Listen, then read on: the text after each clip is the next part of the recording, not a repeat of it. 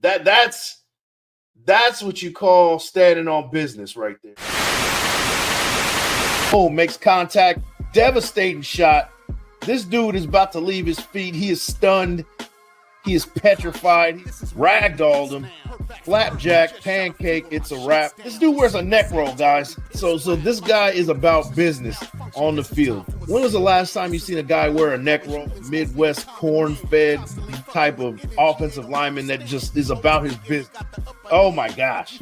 This dude, he looked like he got hit by a train. Getting crushed by a building is exactly what we're talking about right here. That is a pancake action, the best I've seen so far out of all these prospects. This guy is a ragdoller, a manhandler, a bully. More manhandling, more flapjack action, more short stacking. Let's check over. Boom. That man has left his feet. I don't know if you can see it because he's in white and they're in the snow. Dude's feet is in the air. He looks like, Uncle Phil throwing Jazzy Jeff out of the building right now.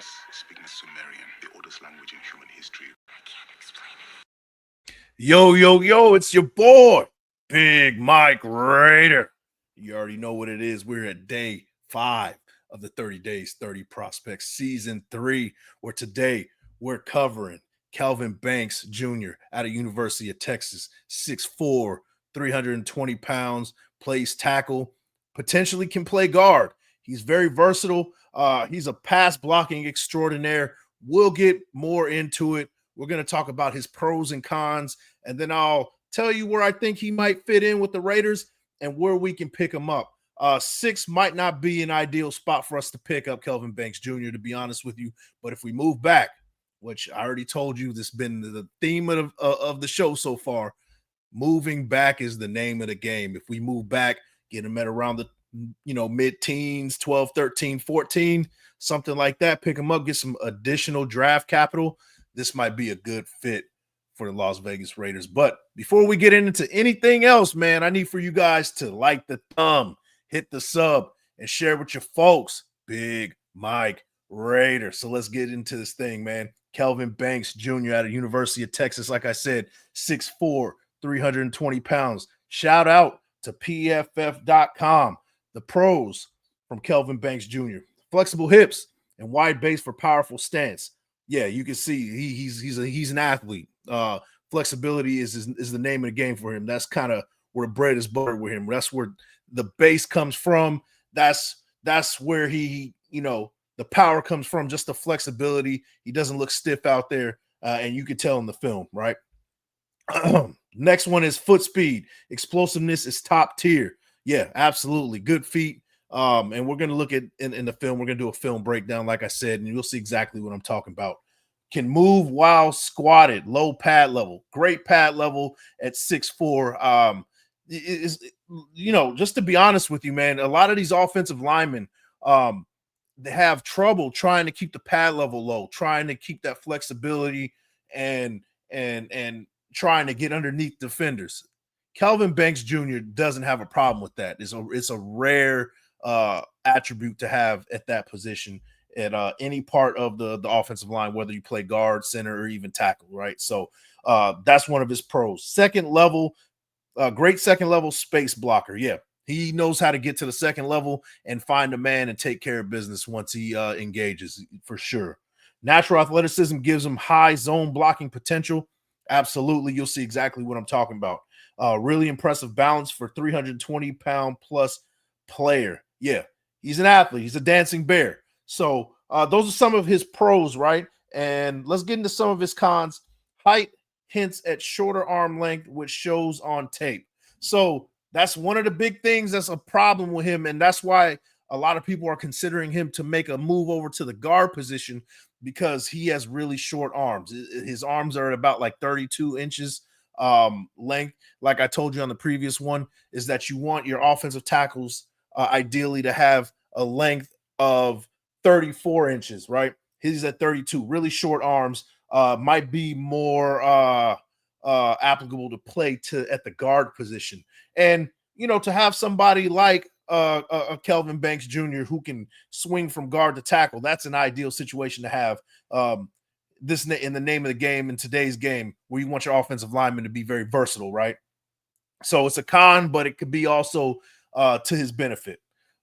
Too susceptible to push pull moves, and yeah, that's because the short arms, right? The short arms, you get a defender kind of getting into in your chest, and if they get to there first, and you got the short arms, you can't really do it. You could kind of you can kind of use the club and replace. You could do that, but the problem with that is if you have a strong defender, he can just kind of yank you and take you where you want. So that's one of the cons with him. And then needs to improve grip strength to latch on and hold blocks. So strength and conditioning, guys, that's something that can be solved, in my opinion, right?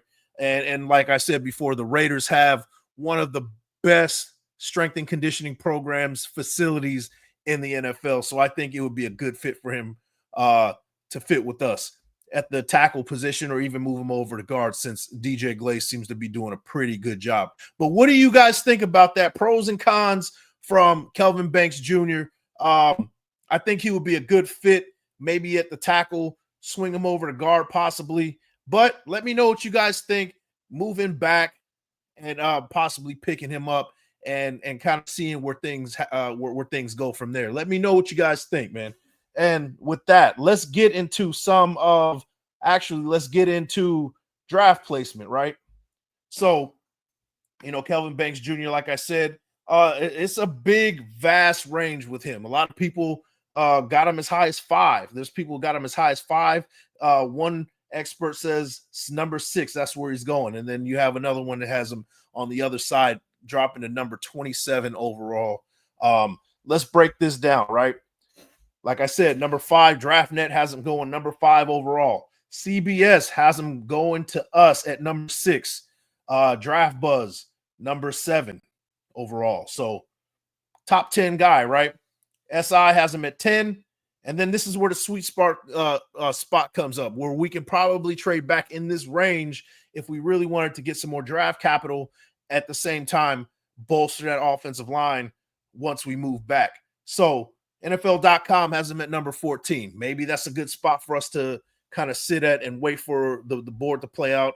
And then there you go. You have Kelvin Banks Jr. right there. And then, with that, you have some additional draft capital to pick up some other pieces of need down the line, right?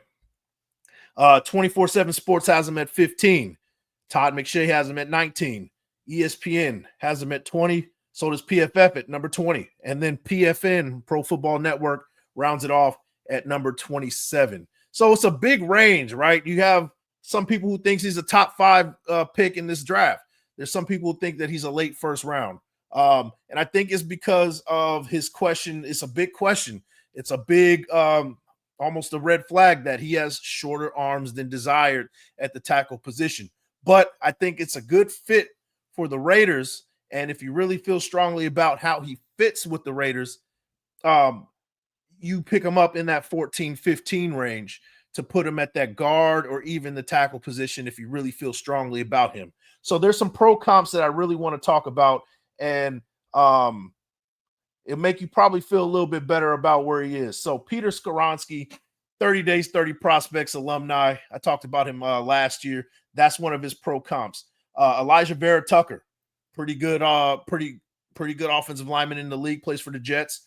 They have him. And then Olu Fashanu from Penn State, one guy that we were talking about a lot last year as well. They're comparing him to that too. So his pro comps are pretty comparable, right? And even PFF has a pretty good pro comp, Elijah Vera Tucker. So a lot of people are comparing him to that type of player, right? So I think that it can fit, right? I think it can be a good fit, being a versatile guy. Throwing him into that guard position, what is a big need for us. So let me know what you guys think. I want to hear from it. I know a lot of people haven't been really talking about Kelvin Banks. It's really been, guys that we've already covered as Membu, and we'll be talking about, spoiler alert, we'll be talking about Will Campbell down the line. And, a lot of people are talking about those two guys, but aren't really necessarily talking about Kelvin Banks Jr. So let me know what you guys think. But let's go over some of the accolades from last year, right? He was a first team Associated Press All-American, first team All SEC. He won the Lombardi Award awarded to the nation's top offensive lineman. Outland Trophy winner, the top offensive line / defensive line. University of Texas named finalist for the Joe Moore Award, which is the nation's top offensive lineman. Shared the SEC Jacobs blocking trophy with LSU tackle Will Campbell. So there goes Will Campbell again. He's very comparable. He shared the trophy with the guy who people are considering that he's a dude in this draft, right? And if you guys know anything about dudes in this draft, it's a sure shot. So very comparable, right? He started off 15 games at left tackle, and he missed the SEC championship game with the left ankle injury. And another one, a lot of people are saying Peter Skoronski again, but another one, Christian Darrisaw. So that's another good guy, another solid offensive lineman that people are comparing him to. So something to look out for, something to consider at the number 14 or 15 range if the Raiders decide they want to move back from that number 6 pick, maybe to the middle of the first round, and getting somebody that can bolster this offensive line and be a very versatile piece to this O-line. But you guys let me know what you think about it. But with that, guys, we're going to jump into this film breakdown, and I'll show you a little bit what I'm talking about here. So let's get this thing started, man. Let's get it started. Here we go. We got some film for you guys tonight or today. Sorry about that. So right now we're looking at number 78. On the left-hand side, he's playing our left tackle. He's in orange for the University of Texas. It looks like we have a bunch trips formation. Shout out to Hammer for this one. We got, it looks like 2 tight ends, one on the ball, one off the ball. And here we go. Let's let this thing ride out. And it's not necessarily the highlight film we're looking for. We're looking for form. And I want you guys really to pay attention to the form of Kelvin Banks Jr. and you know how he anchors down and how it looks so effortless. And I'll show you exactly what I'm talking about. Let's play it out. So right there, you see number 78 on the left-hand side. There you go. Sitting back. Of course, he has a chip block right there to kind of help him out, but he honestly doesn't need it. Good base, low pad level, and he already has the reach out there. And it almost seems like he knows that he kind of is kind of shorthanded with the short arm length, because he's making sure that he gets engagement with the hands first before anybody else can. And he did a good job with this one. Got his hands out, got the base right.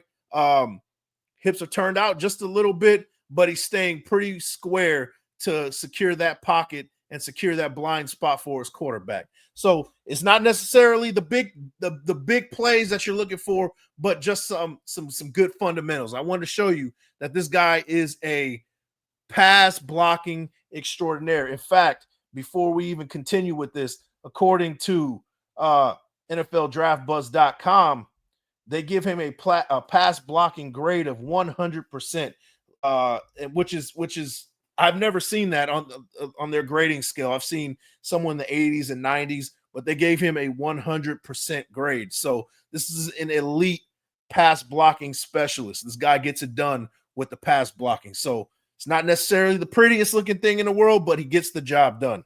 So, and that's exactly what you want. Somebody that you don't have to worry about. You can turn your back on, and you know that they will get the job done. Similar to what we've had with Colton Miller on the left side for years. So you got that. So right here, this time you're going to see him on our right side of the screen.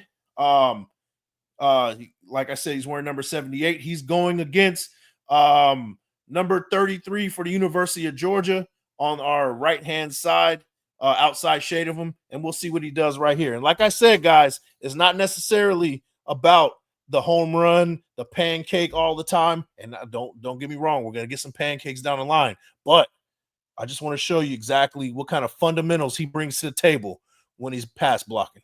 So here you go. Good. Engages. A little bit lean forward, a little too much for me, but you know that he kind of has to compensate for that for the short arms, right? And as long as he can control that weight, which he has good flexibility, he's light on his feet, he can kind of do things like this with his athleticism. So kind of lean forward a little bit. He has his helmet and face mask into his into the defender's chest, a sternum, and pass blocking well. You kind of want them hands to be on the inside of his shoulder pads, but he gets the job done. And right there, just keeping the feet moving, doesn't give up on the play, and continues doing a good job, which leads to a touchdown for University of Texas. Nice rep right there. So right there, you guys saw the arrow right there. Just keep an eye on number 78 right there. He is at the bottom, kind of bottom of the screen right there on the left-hand side, and you'll see exactly what I'm talking about right here. He gets to the second level and takes care of business, and this is what you want to see in the run game for your offensive tackles, right? Or anybody on the line at that, right? We'll see. Right there, engages with a defender, but now he's looking to go to the second level, guys. Here we go. There you go. You see that right here. Gets his hands on a defender, and getting crushed by a building is the name of the game. This is exactly what he brings to the table. Somebody who engages on a defender, even at the second level, and finishes the play. So excellent rep right there. That's exactly what you want to see out of your tackle. So there you go. The arrow's on number 78 right there. Here you go. Let's see it. And it's going to be another example of moving up to the second level and taking care of business. Let's see it. Right there. Down to the second level. And he took his guy off the screen. Ladies and gentlemen, he's off the screen, and so is the defender. There you go. That's what you want to see. You want to make sure that your offensive tackle is a people mover and a guy who's going to throw guys off the screen like Uncle Phil to Jazzy Jeff, throwing him out of the building. That's exactly what you want to see, man. There you go. So there you go. This time we're going to see him doing a little bit of pull action. We got ourselves a GT counter, which I absolutely love when you get two locomotives going down the line and taking care of business, knocking somebody on their ass. And we're going to see number 78. He's on the outside right there. He's going to be pulling to the right. He's on the left side, pulling to the right, guys. Here we go. Let's check it out. There you go. Boom. There you go. Engages with a guy right there. Got good extension. And then you're going to see that drive. The feet is going to keep moving. You want to keep the feet moving, though. Let's keep the feet moving. Once you get that contact, keep the feet moving, and let's see if he does that. Up, crushed by a building, knocks two people over, then that's really good. You got a people mover, not just knocking over one guy, but knocking over two. So good in the run game, too. Good pull, GT counter, excellent rep right there. Let's keep it rolling.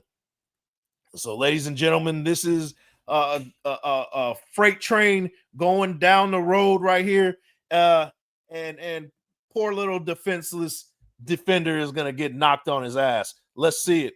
You see him, and now he's getting crushed by a building right there. He gets contact, and now we got some flapjack, pancake, short stack action, and you got to love it. Put him on his ass, have him rolling around, man, he's going to have to live with that one and keep it rolling after that one. That's tough to recover from. But here we go, the next play right here. You'll see it, and this is going to be led to a touchdown right here, this block. So right there, you see him. Because of number 78, the running back gets to the inside and takes it to the house right there. So good key block. Good key block. So now you have number 78 on the left-hand side. You saw the arrow that was on him originally. Got number 0 motioning in, and you're going to see exactly what happens right here. He gets to the second level and crushes somebody. Let's see it. Right there. You see him? Makes contact. Got the extension. Lower pad level. And just keeping the feet moving and puts him on his ass. So this is what you're getting from Kelvin Banks Jr., guys. This guy's special. I'm telling you guys, don't sleep on him. So this time now you're going to see him pulling out to the left side in a screen situation. You're going to see some screen action. Let's see what he does. Let's see how well he can find a defender for some blocking right here in a screen situation. Let's see it. He rolls out. There you go. So this is one of the hardest blocks an offensive lineman can make on a corner or any kind of DB out in open space. But he does a great job right here.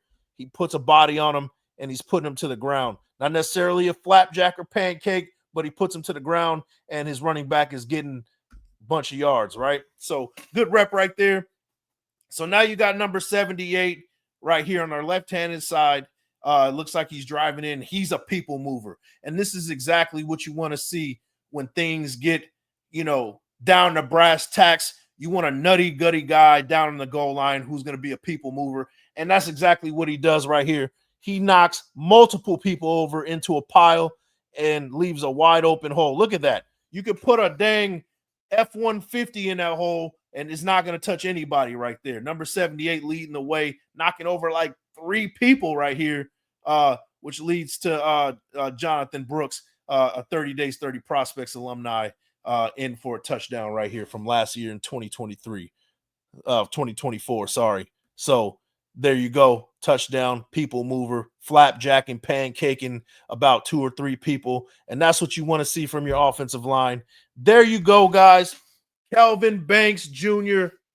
What do you guys think about him? I know a lot of people haven't been really thinking about what he brings to the table, but this is why I'm here. I want you guys to start thinking about trenches here, right? If we can't get an Armand Membu and we move back, maybe Kelvin Banks Jr. is a guy that we consider. But you guys let me know what you think, and we'll talk to you guys on the next one. I'll catch you tomorrow for day 6 of the 30 Days 30 Prospects. I'll catch you later. Peace. That's what you call standing on business right there. Oh, makes contact. Devastating shot. This dude is about to leave his feet. He is stunned. He is petrified. He ragdolled him.